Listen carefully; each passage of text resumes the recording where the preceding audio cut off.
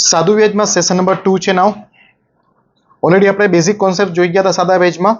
હજી પણ એની અંદર એક વસ્તુ તમારે સેટ કરવાની છે, જે આપણે લાસ્ટમાં જે પોઈન્ટ્સ લખ્યા હતા તેમાં 5 પોઈન્ટ કે 4 પોઈન્ટ આપણે એક્સપ્લેનેશનના લખેલા હતા, તેમાં 6th પોઈન્ટ એક એડ કરો જો તમે, જે આજે આપણે જરૂર પડશે। અમુક વર્ષનું સાદું વ્યાજ આપેલ હોય તો સૌ પ્રથમ એક વર્ષનું સાદું વ્યાજ શોધી લેવું। ક્યારે પણ કોઈ એવા પ્રશ્ન આવે કે જેમાં તમને અમુક વર્ષનું સાદું વ્યાજ આપેલું હોય તો સૌ પ્રથમ તમારે કાર્ય શું કરવાનું? એક વર્ષનું સાદું વ્યાજ શોધવું। એક વર્ષનું સાદું વ્યાજ કેવી રીતે મળે? લાઈક ફોર એક્ઝામ્પલ હું એમ કહું તમને કે ભાઈ 3 વર્ષનું સાદું વ્યાજ 15,000 છે। તમને ખબર છે સાદું વ્યાજ દરેક વર્ષ માટે સરખું જ રહે, તો જો 3 વર્ષનું સાદું વ્યાજ 15,000 હોય તો આપણે એક વર્ષનું સાદું વ્યાજ 15,000 ભાગ્યા 3 એટલે કે 5,000 કરી શકીએ આપણે? તો કે એક્ઝેક્ટલી, રાઈટ ના? તો હંમેશા આ એક કોન્સેપ્ટ છે જે આજે આપણે ઘણા બધા ક્વેશ્ચનમાં લાગુ કરવાની જરૂર પડશે કે ક્યારેય પણ તમને અમુક વર્ષનું કોઈ અમુક ટાઈમ પીરિયડનું તમને સાદું વ્યાજ જો આપેલું હોય તો સર્વપ્રથમ શું કરી લેવાનું? તમારે એક વર્ષનું સાદું વ્યાજ શોધી લેવું। લાઈક ફોર એક્ઝામ્પલ 3 વર્ષનું 15,000 વ્યાજ છે તો એક વર્ષનું એટલે 15,000 ભાગ્યા 3 ઓરલી જ થઈ જશે, કાંઈ લખવાની જરૂરિયાત નહીં પડે, ઓરલ કેલ્ક્યુલેશનથી જ આપણે શોધી લેશું। આ પોઈન્ટને જે કાલે આપણે 4 કે 5 પોઈન્ટ લખ્યા હતા સેશન 1માં તેમાં એક પોઈન્ટ એક્સ્ટ્રા હજી એડ કરો।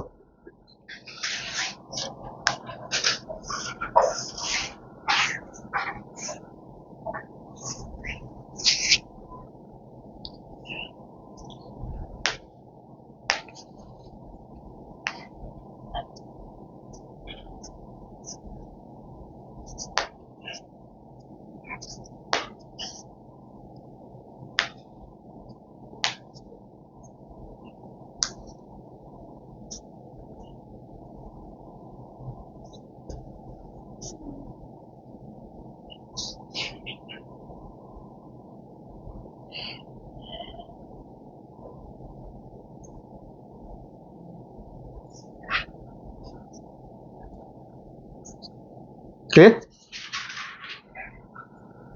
જેમ કે આ ટાઈપનો પ્રશ્ન હોઈ શકે, જેમાં જો તમે શું કહે છે આપણે, જો સાદા વ્યાજની રકમ 4 વર્ષમાં સાદા વ્યાજની રકમ 4 વર્ષમાં 7/5 ગણી થાય છે તો 17/10 ગણી કેટલા સમયમાં થશે?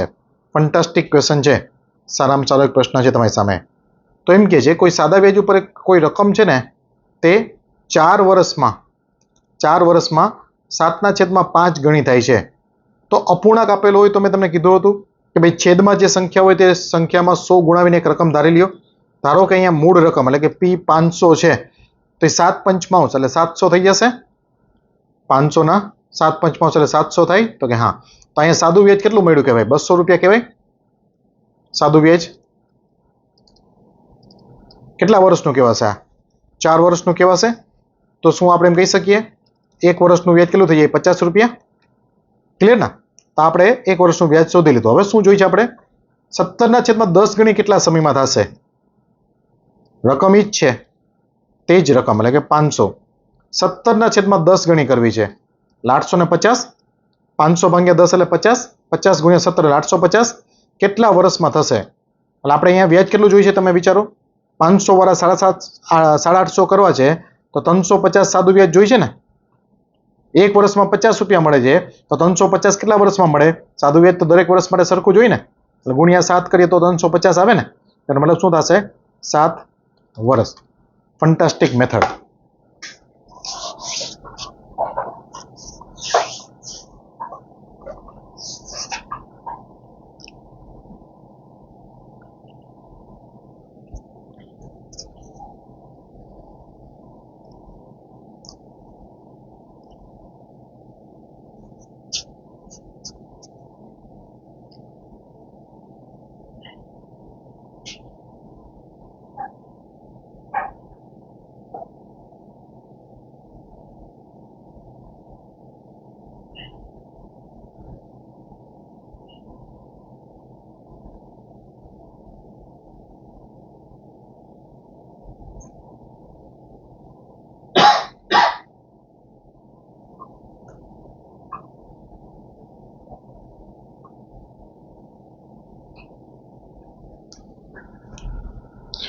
કોઈ જ ડાઉટ?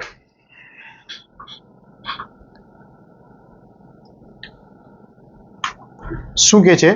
સાદા વ્યાજ પર ચોક્કસ રકમનું રોકાણ કરવામાં આવ્યું, જે રકમ 6 વર્ષમાં વધી હતી તે 4 વર્ષમાં જેટલી વધી હતી તેના કરતાં 7/6 ગણી છે.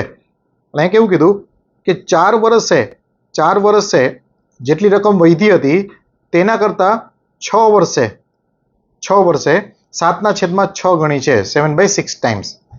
તો આપણે અહીંયા અપૂર્ણાંક છે એટલે છેદમાં 100 ગુણ્યાની રકમ ધારશું, અહીં 600 ધારશું, પણ ક્યાં?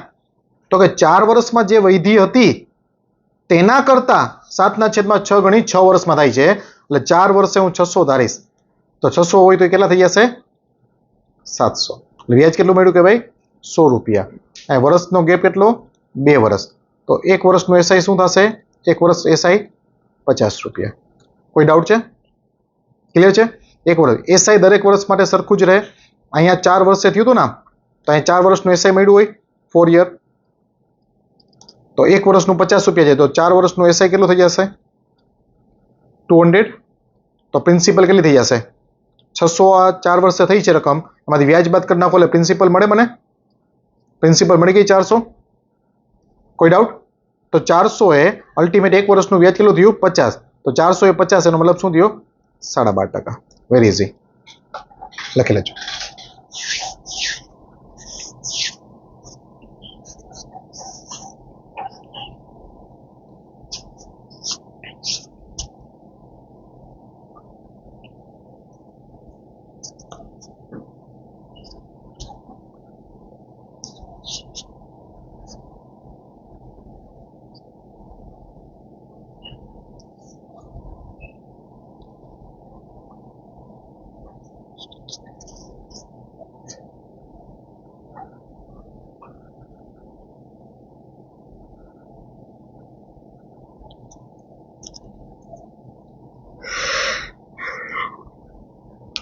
ઠીક છે, કરો જો એવી રીતે છે, આ ટ્રાય કરો.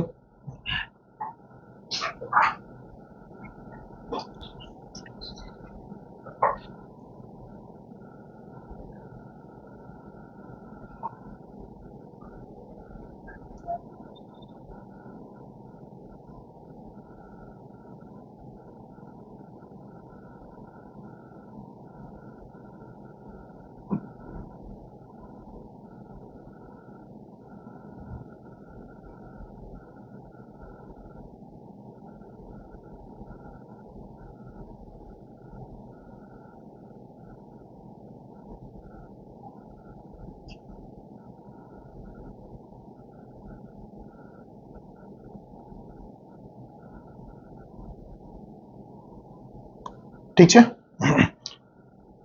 કેટલાનો થઈ ગયો? થયો નથી? તો શું થશે આમાં? કોઈ એક રકમ 10 વર્ષ પછી સાદું વ્યાજ 600 મળે છે, તો 1 વર્ષનું એસઆઈ, પહેલું કામ 1 વર્ષનું એસઆઈ શોધો. 1 વર્ષનું એસઆઈ 60 રૂપિયા મળી જાય? તો કે યસ. 10 વર્ષના 600 છે, તો 1 વર્ષનું 60 રૂપિયા. હવે શું કહે છે? 5 વર્ષ પછી મુદ્દલ 3 ગણી કરી દેવામાં આવે છે. એટલે પ્રથમ 5 વર્ષ તો મુદ્દલ હતી એટલી જ છે, એટલે 1 વર્ષે 60, તો 5 વર્ષે કેટલું મળે? 300. હવે પછીના 5 વર્ષમાં મુદ્દલ 3 ગણી કરી દેશે તો વ્યાજ 3 ગણું થઈ જાય, 180. નેક્સ્ટ 5 વર્ષ માટે તો વ્યાજ કેટલું મળે? તો 1200. વેરી ઇઝી, લખી લેજો.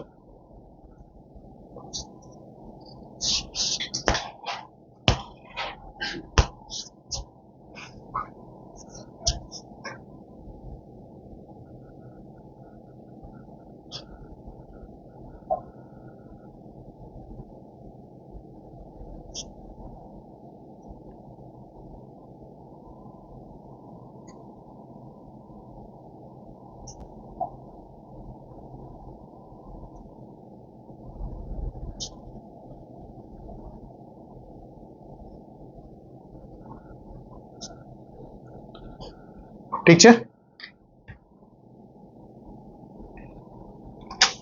કરો જોઈએ રીતે. સોરી, આમાં થોડો ચેન્જ છે, સમજો. શું કહે છે આમાં? 3 વર્ષે કોઈ સાદા વ્યાજે કોઈ રકમ છે તે 8050 થાય છે, અને 4 વર્ષે તે જ રકમ 8,400 થાય છે. તો આપણે અહીં કહી શકીએ ક્લિયર કટ કે અહીંયા વર્ષનો ગેપ 1 વર્ષનો છે ને, અને એમાઉન્ટનો ગેપ થઈ ગયો 350. તો આ કહી શકીએ ક્લિયરલી આપણે 1 વર્ષનું સાદું વ્યાજ 350 થાય. ક્લિયર? સિમ્પલ. તો 1 વર્ષનું વ્યાજ 350 થાય. 3 વર્ષે 8,050 થઈ છે, તો અહીંયા 3 વખત વ્યાજ મળ્યું હોય તો 8,050 માંથી 3 વર્ષનું વ્યાજ જો હું બાદ કરી નાખું, એટલે કે 1,050 રૂપિયા, તો 7,000 રૂપિયા આપણે પ્રિન્સિપલ મૂળ રકમ મળી જાય. તો કે યસ. હવે શું જોઈએ? વ્યાજનો દર પણ. તો હવે આપણે ખબર જ છે કે 7,000 રૂપિયા ઉપર 1 વર્ષમાં 350 વ્યાજ મળે છે. તો 7,000 350, તો ટકાવારી કેટલી થઈ ગઈ? 5%. લખી લેજો.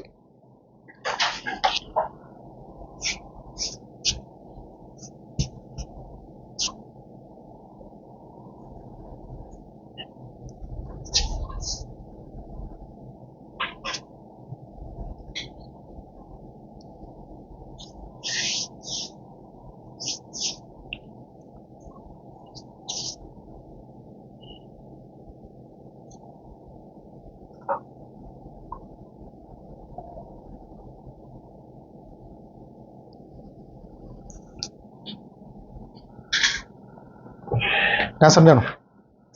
સમજાણું કે નહીં?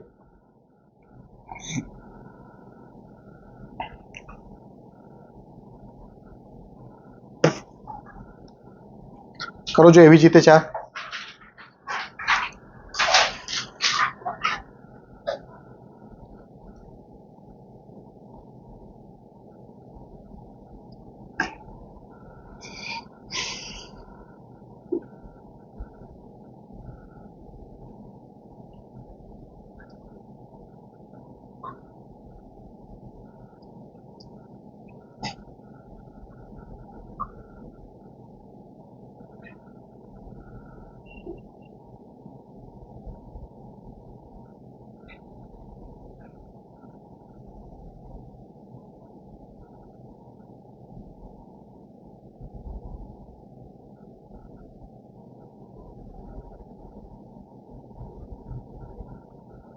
શું થશે આમાં?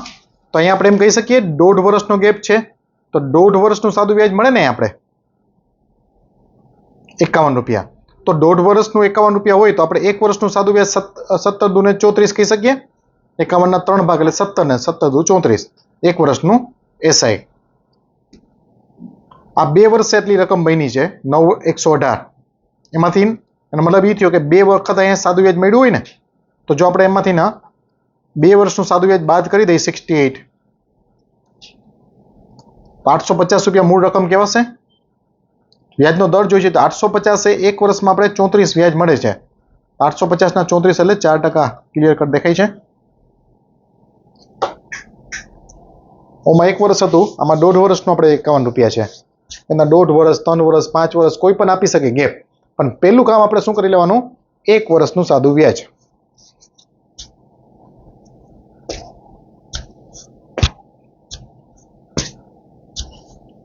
છતાં કોઈ બી ડાઉટ હોય તો બોલો.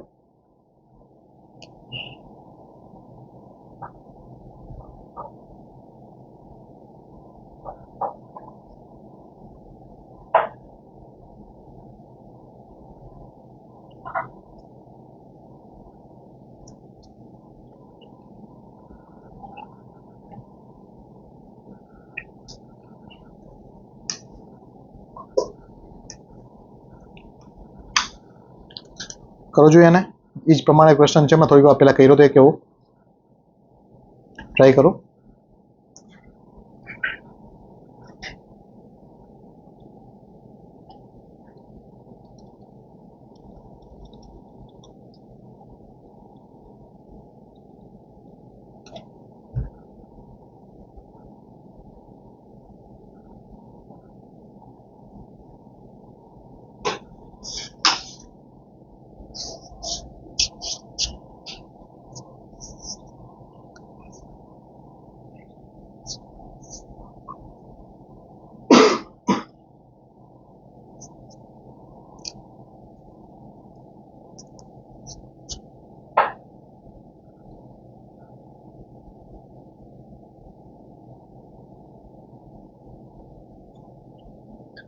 ડન. શું થશે આમાં? તો કે 1 વર્ષનું એસઆઈ તો આપણે 75 રૂપિયા મળી જશે અહીંયા. તો કે હા. હવે એમ કે છે આગામી 5 વર્ષમાં રકમ 3 ગણી થઈ જશે. એટલે કે કોઈ 100 રૂપિયા છે, 3 વર્ષ તો આપણે કીધું જ છે, હજી બીજા 5 વર્ષ એટલે કે 8 વર્ષમાં એ 3 ગણી થઈ જશે, 300. ધારો કે પ્રિન્સિપલ મૂળ રકમ 100 ધારીએ તો એ 3 ગણા એટલે કે 300 થઈ જશે. તો વ્યાજ 200 રૂપિયા મળ્યું કે ભાઈ, રાઈટ ના? 8 વર્ષનું. કેટલા વર્ષ? 8 વર્ષ. તો અહીંયા આપણે જે ફિગર ધાર્યો તે ફિગર મુજબ 1 યર એસઆઈ શું થશે અહીંયા? તો કે 25 રૂપિયા. હવે સરખાવી દો કે જ્યારે 1 વર્ષનું એસઆઈ 25 થાય, આપણે મુદ્દલ જોઈ છે, રકમ મુદ્દલ નહીં, સોરી, આપણે એમાઉન્ટ જોઈ છે, એટલે કે વ્યાજ સાથેની રકમ 25 આપણે ધાર્યો છે. સાદું વ્યાજ 25 મળ્યું છે, તો મુદ્દલ કેટલી થાય છે? 300. અને આપણે અહીંયા કેટલું મળે છે સાદું વ્યાજ છે પર યર? 75. તો 75 કેટલા? 25 300 તો 75 કેટલા? Very easy.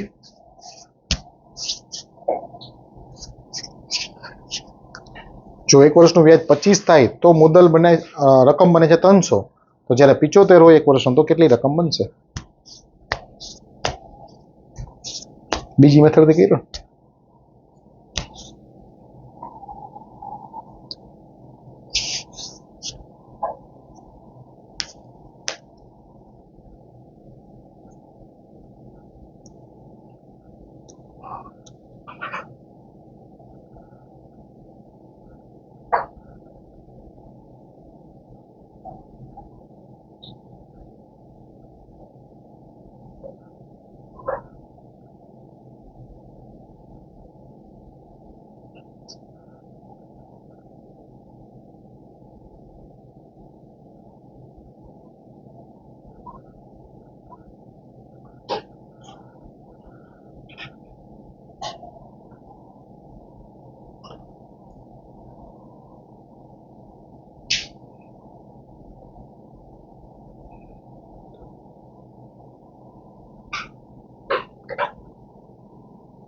ક્લિયર?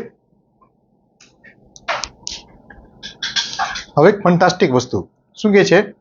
કોઈ એક રકમ 3 વર્ષ માટે ચોક્કસ દરે સાદા વ્યાજ પર મૂકવામાં આવી હતી. જો તેને 5% વધુ લેખે મૂકવામાં આવે તો 1500 રૂપિયા વ્યાજ વધુ પ્રાપ્ત થાત. તો હું એમ ક્લિયર કર કહી શકું કે 3 વર્ષ માટે 5% વધુ લેખે જો મૂકું ને તો મને 1500 વ્યાજ વધુ મળે. તો આનો વધુ આરટી 15% કહેવાય. તો એ 15%ની કિંમત જ 1500 કહેવાય ને. મુદ્દલ જોઈ છે આપણે તો 100% કેટલા? રકમ નહીં પણ અહીંયા મુદ્દલ જોઈ છે. 100% કેટલા? તો મુદ્દલ મળી જશે તમને 10,000. કે ભાઈ 3 વર્ષ માટે જો દર વર્ષ માટે 5% જો વધુ જે કંઈ પણ XYZ વ્યાજનો દર છે, પણ જો 5% વધુ વ્યાજનો દર કરી નાખીએ ને તો 3 વર્ષે 1500 રૂપિયા વધુ મળે છે. તો 3 વર્ષ માટે 5% વધુ મળે એટલે 15% વધુ મળે ને. તો 15%ની વેલ્યુ થઈ ને 1500. તો મુદ્દલ જોઈ છે તો 100% કેટલા? કરો.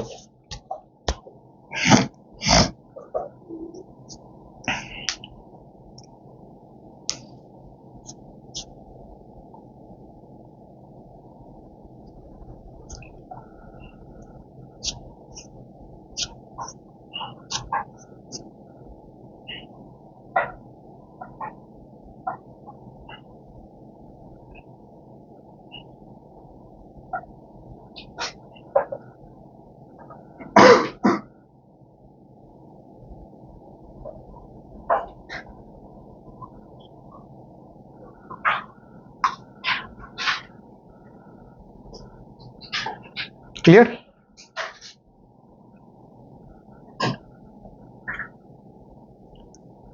બહુ સરસ પ્રશ્ન.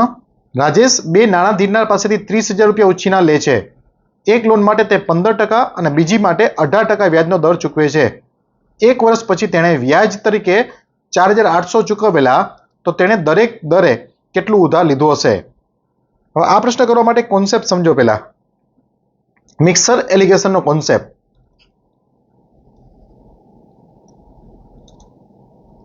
મિક્સર એલિગેશન શું હોય? તો કોઈ બે વસ્તુના રેટ છે, ફોર એક્ઝામ્પલ અલગ અલગ, એનો કોઈ એગ્રીગેટ રેટ જોઈ છે મારે, સરેરાશ દર. તો કેટલી ક્વોન્ટિટી અથવા તો સંખ્યા અહીંયા બનશે તે. જેમ કે ફોર એક્ઝામ્પલ એક એક્ઝામ્પલ આપું તમને. ફોર એક્ઝામ્પલ લાઈક કોઈ 50 રૂપિયાવાળા ઘઉં છે, કોઈ ઘઉં છે 50 રૂપિયાવાળા, કોઈ ઘઉં છે તે 70 રૂપિયાવાળા છે ફોર એક્ઝામ્પલ. એ બેને મિક્સ કરવા છે મારે. બંનેને મિક્સ કરી અને મારે સરેરાશ ભાવ 55 બનાવવો છે. સરેરાશ ભાવ 55 બનાવવો છે. તો કેટલી ક્વોન્ટિટી આમાંથી લઉં અને કેટલી ક્વોન્ટિટી આમાંથી લઉં જેથી સરેરાશ ભાવ 55 થાય? તો આ રીતે તમે એને ક્રોસમાં મુવમેન્ટ આપો. 70 માંથી 55 ગયા એટલે કે 15. નામ બાજુ તમે આ રીતે ચાલો. 55 માંથી 50 ગયા એટલે કે 5. તો ગુણોત્તર મળી ગયો 3:1. What this ratio indicate? તો કે 50 રૂપિયાવાળા 3 કિલો ઘઉં લઈ લ્યો અને 70 વાળા 1 કિલો ઘઉં લઈ લ્યો. બેને મિક્સ કરી નાખો એટલે 4 કિલો ઘઉં બનશે. એનો સરેરાશ દર 55 જ મળશે. તો તેવી જ રીતે આ જ કોન્સેપ્ટ આપણે સાદા વેજમાં કઈ રીતે લગાડી શકીએ? અહીંયા જે આ બે વસ્તુ છે, અલ્ટિમેટ તમારામાં 1, 2, 3, 4 ને 5, આ 5 જગ્યા પર કઈ કઈ વસ્તુ મૂકવાની તે જ જોવાનું છે. તો અહીંયા શું આવશે? વ્યાજનો દર. અહીંયા શું આવશે? સરેરાશ વ્યાજનો દર. અને અહીંયા શું આવશે? મુદ્દલનો ગુણોત્તર. That's it. અહીંયા વ્યાજનો દર, જે કંઈ પણ અલગ અલગ વ્યાજનો દર હોય તે, અને વચ્ચે શું આવશે? સરેરાશ વ્યાજનો દર. અને અહીંયા મળશે તમને મુદ્દલનો ગુણોત્તર અથવા તો રકમ. મુદ્દલનો ગુણોત્તર અથવા તો મુદ્દલ. લખી લ્યો. બેસ્ટ મેથડ છે આ. મેથડથી તમે હવે જે ક્વેશ્ચનો છે તે એકદમ ક્વિકલી તમે કરી શકશો.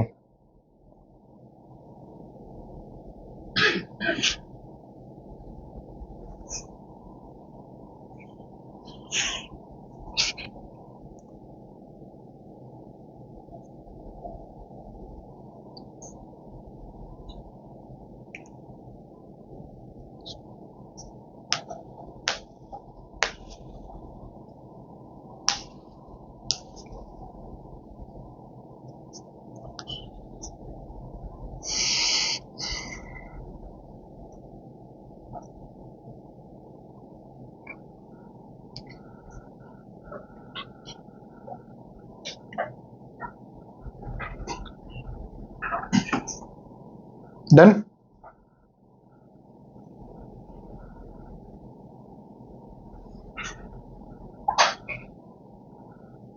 જેમ કે આપણે ક્વેશ્ચનમાં કીધું છે, રાજેશ નાણાં ધીરનાર પાસેથી 30,000 રૂપિયા ઉછીના લે છે. એક લોન માટે 15%, એક માટે 15%, બીજા માટે 18%. જ્યારે બે અલગ અલગ વ્યાજના દર હોય તેનો સરેરાશ દર તમારે શોધવાનો હોય અથવા તો આપ્યો હોય. અહીંયા તમને ખબર છે કે અલગ અલગ દર આવશે ઉપર. અહીંયા અલગ અલગ દર. અહીંયા વચ્ચે શું આવશે? બંનેનો સરેરાશ દર. અને હંમેશા આ જે ફિગર છે તે અહીંયા જે એક દર હોય તેના કરતાં મોટો હોય ને એક કરતાં નાનો હોય. હંમેશા આ બેની વચ્ચેનો હોય ઇન શોર્ટ. હવે જો સરેરાશ દર નથી આપ્યો, એમ કીધું છે 48,000 રૂપિયા સરેરાશ વ્યાજ મળે છે. અહીંયા વ્યાજનો દર છે તો અહીંયા શું આવવું જોઈએ? વ્યાજનો દર જ આવવો જોઈએ. કેવો દર? સરેરાશ. અહીંયા સરેરાશ વ્યાજ આપ્યું છે તો એમ કહી શકીએ ને 30,000 રૂપિયા ઉપર સરેરાશ એને 48,000 વ્યાજ મળે છે તો સરેરાશ વ્યાજનો દર 16% કહેવાય. 16 તેરી 48. તો કે યસ. તો કેટલી રકમ કેના પાસેથી લીધી હશે? તો આને હવે એલિગેશન લગાવી દો. તો અહીંયા થઈ જશે 2. 18 માંથી 6 ગયા 2, 16 માંથી 15 ગયા એટલે 1. તો જે રકમ છે આ રકમનો ગુણોત્તર હોય તમને ખબર છે, મુદ્દલનો ગુણોત્તર. મુદ્દલ તમારી પાસે કેટલી છે? 30,000. તો એ 30,000 ને 2:1 માં વેચી નાખો તો આ શું થશે? 30/3 એટલે કે એક ગુણોત્તરની કિંમત મળી 10,000. તો બે ગુણોત્તરે 20,000 એટલે 15% વાળા પાસેથી 20,000 લીધા હશે, 18% વાળા પાસેથી 10,000. કોઈ ડાઉટ? અલ્ટિમેટ આ 5 જગ્યા પર કઈ કઈ વસ્તુ આવશે તે જ ઇમ્પોર્ટન્ટ છે. લખી લેજો. ઘણા ભૂલમાં વચ્ચે 48,000 મૂકી દે. એવું ના કરો. ઉપર વ્યાજનો દર છે તો વચ્ચે પણ વ્યાજનો દર આવે. ઉપર જો ઇન્ડિવિજ્યુઅલ વ્યાજ હોય તો નીચે વચ્ચે વ્યાજનો દર વ્યાજ મૂકી શકો તમે.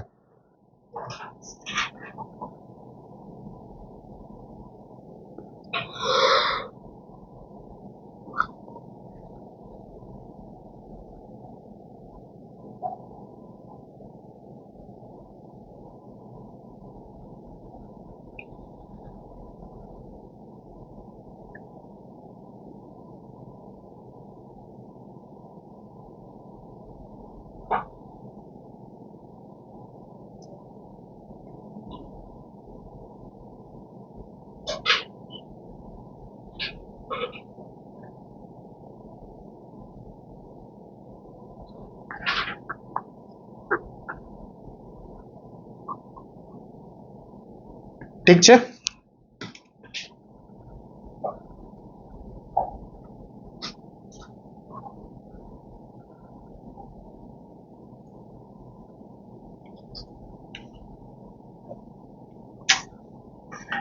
જેમ કે આમાં કીધું આપણે 12,000 ની રકમ છે, અંશત વાર્ષિક 8% લેખે અને બાકીની 11% લેખે સાદા વ્યાજે રોકાણ કરવામાં આવે છે. એટલે અમુક રકમ 8% લેખે, અમુક રકમ 11% લેખે. હવે ભૂલ આવી અહીંયા થાય. અહીંયા 2.6 વર્ષનું વ્યાજ આપ્યું છે 3,120. તો તમે 12,000 નું ડાયરેક્ટલી અહીંયા ટકાવારી શોધો તો એ ના ચાલે. આપણે આ જે વ્યાજનો દર છે એ તો વાર્ષિક છે ને. આ 2.6 વર્ષનું જે વ્યાજ છે તેને એક વર્ષમાં પહેલા કન્વર્ટ કરવું પડે, ભાગ્યા 2.6 તમને મળે 1200. હવે તમને સરેરાશ દર મળ્યો 10%. 10%, જે 10 સરેરાશ દર આપણે અહીંયા વચ્ચે લખવાનો રહે. વચ્ચે હંમેશા સરેરાશ દર આવશે. હવે આને એલિગેશન લગાવી દો, અહીંયા 1, અહીંયા આવી જશે 2. અને મતલબ 1/2 માં જે રકમ છે તમારી 12,000 તેને વેચી દો. એટલે 12,000 ભાગ્યા શું કરવું પડે? 3. હંમેશા એક ગુણોત્તરની કિંમત પહેલા શોધાય. એક ગુણોત્તરની કિંમત કેવી રીતે મળે? બંને ગુણોત્તરનો ટોટલ 3. 12,000 ને ભાંગો 3 વડે એટલે કે 4. તો અહીંયા એક ગુણોત્તરે 4 ને બે ગુણોત્તરે 8. એટલે કે 8% લેખે 4,000 લીધા, મૂક્યા છે 11% લેખે 8,000. આ twisted point compare to previous શું છે? પ્રીવિયસમાં 3900 રૂપિયા જે આપ્યા હતા એક જ વર્ષનું વ્યાજ આપ્યું હતું. અહીંયા તમને 3120 2.6 વર્ષનું આપ્યું છે. એટલે આવી રીતના તમે ટ્વિસ્ટેડ કરી શકે કે ભૂલથી પછી તમે ફટાફટ કરવામાં તમે અહીંયા એમને જ કરી નાખો તો ફસાઈ જશો, સમજજો. અને તોય તમારે હિન્ટ રાખવાની હંમેશા કે હંમેશા અહીંયા જે બે દર છે તેની વચ્ચેનો દર અહીંયા આવે. બે કરતાં મોટો દર અહીંયા ના હોય અને બે કરતાં નાનો પણ ના હોય, બેની વચ્ચેનો જ ફિગર હોય હંમેશા.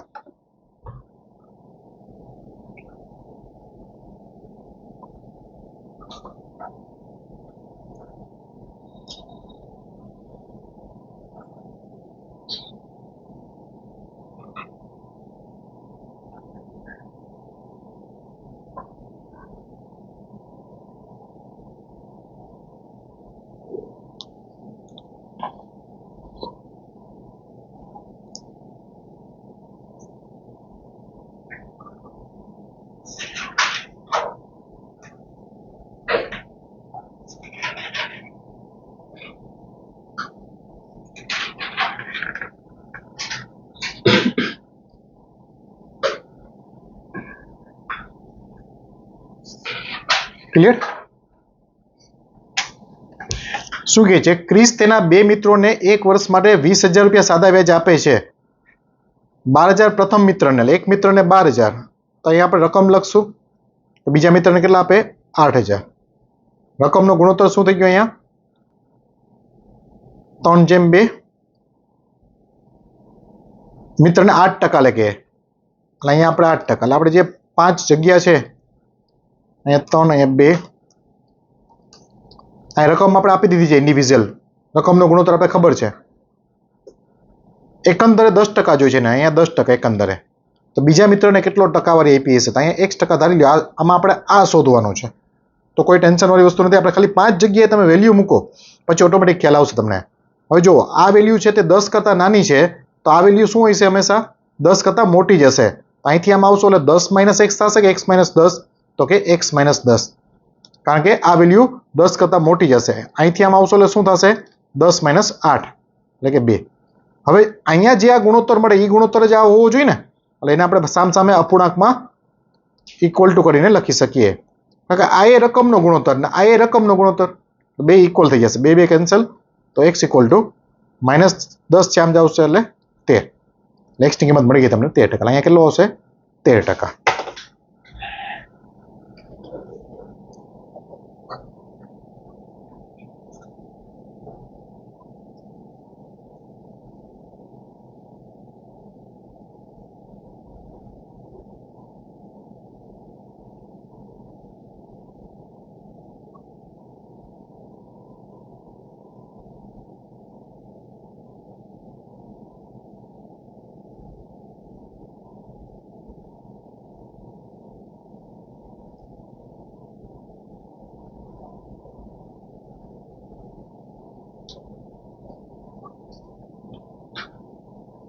ઠીક છે?